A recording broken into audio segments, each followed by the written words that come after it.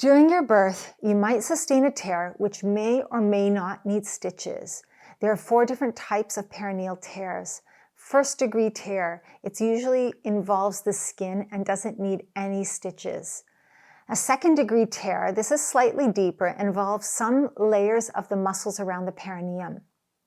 The 3rd and 4th degree tears, these are more extensive and involve the tear extending into your back passage, which is your anus.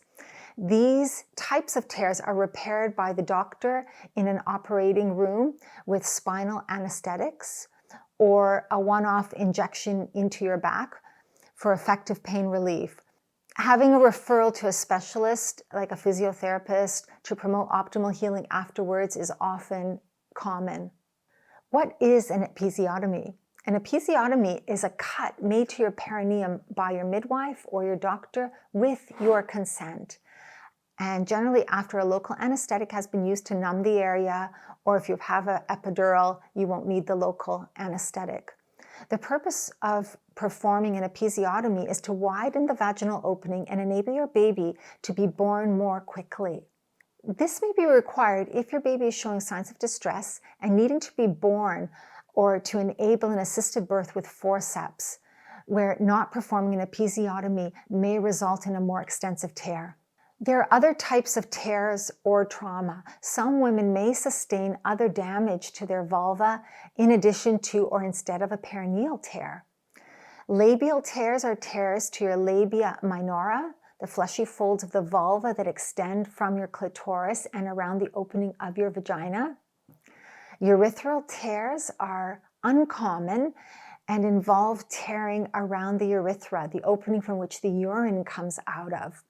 If you sustain a urethral tear, it's likely that you'll need a catheter, which is that soft tube they insert into the urethra to keep your bladder emptying, and this will keep you comfortable. Grazes to your vulva, vagina, and your perineum are quite common. These will not require stitches as only the skin is damaged, but can feel quite stingy for the first few days. Stitches.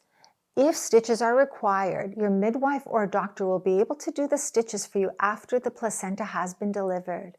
These are usually done in the birth room under a local anesthetic, unless you have sustained a 3rd or 4th degree tear and you will need repair in the operating room. So what can you do? Sitz baths offer a number of benefits during postpartum period. They're known to increase blood flow to the perineal area, which reduces swelling and inflammation and promotes healing. They also relax the perineum, which can relieve the pain of a tear or an episiotomy. I have another video on the sitz baths and more information about it. Did you know that a physical therapist can actually help you with your recovery as well? Specifically seeing a pelvic floor physical therapist, because that's the area we're dealing with. A pelvic floor PT can help you create an individualized treatment program to help you improve your recovery postpartum. So I hope you found this video helpful. Please like, share, and subscribe to our channel.